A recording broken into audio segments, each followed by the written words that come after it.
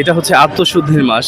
তো আল্লাহ পাক জীবিত রেখেছেন আমাদেরকে এবং নতুন করে আর কি এই রমজানের রোজা রাখার তৌফিক দিয়েছেন। এর জন্য আল্লাহর কাছে লাখো কোটি শুকরিয়া। প্লাস হচ্ছে আমরা ইনশাআল্লাহ আল্লাহর কাছে চেয়েছি আত্মশুদ্ধি, ঈমান, আমল যাতে ঠিক থাকে ইনশাআল্লাহ, এই ঈমান নিয়ে যাতে মৃত্যুবরণ করতে পারি, আর পরিবারের জন্য, দেশের জন্য, কল্যাণের জন্য, মঙ্গলের জন্য।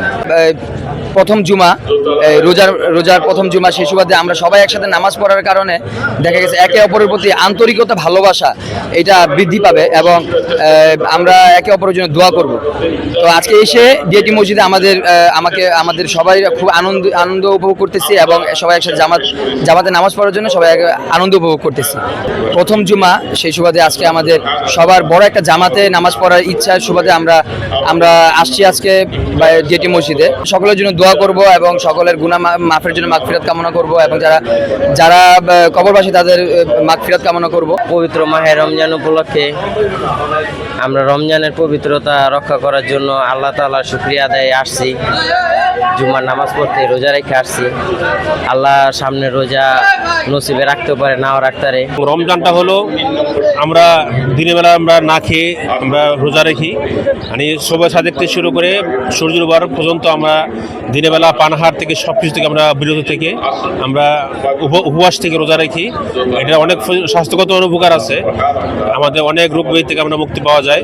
পাশাপাশি এটা একটা বিশাল একটা সবের অধিকার হওয়া যায়, আল্লাহ তাআলার লক্ষ্যটা অর্জন করা যায়। এই জন্য আমরা আহ্বান করব যে সমস্ত ভাইয়েরা বিভিন্ন অজুহাত দিয়ে, গেস্ট্রিক অজুহাত দিয়ে, বিভিন্ন সমস্যা দিয়ে, পানি পিপাসা অজুহাত দিয়ে রোজা রাখেন না, আমরা বলবো এটা কোনো কিছু না। আপনারা আল্লাহ তাআলা যেহেতু এটা ফরজ করেছেন, মানুষের উপকারের জন্যই করেছেন, এই জন্য যারা আমরা আল্লাহ তাআলার বিধান মেনে এই রোজা রাখবো, অবশ্যই আমাদের স্বাস্থ্য উপকার হবে, আমরা অনেক নেকি অধিকারী হব। পাশাপাশি আমরা পরকালে যে একটা নাজাতের উসিলা হবে। এটা আমাদের রমজানে মানে 1 রাকাত নামাজ পড়লে 70 রাকাত নামাজের সওয়াব, এবং রমজানে আমাদের অন্য 1 রাকাত ফরজ সময় দিয়ে আমরা পড়লে অন্য সময় 70 রাকাত ফরজের সমুদ্র সব হয়। তো ওই আলোকে আমাদের রমজানটা অত্যন্ত গুরুত্বপূর্ণ এবং 12 মাসের মধ্যে একটি মাস রমজানটা মুসলিম উম্মাহর জন্য অত্যন্ত গুরুত্বপূর্ণ।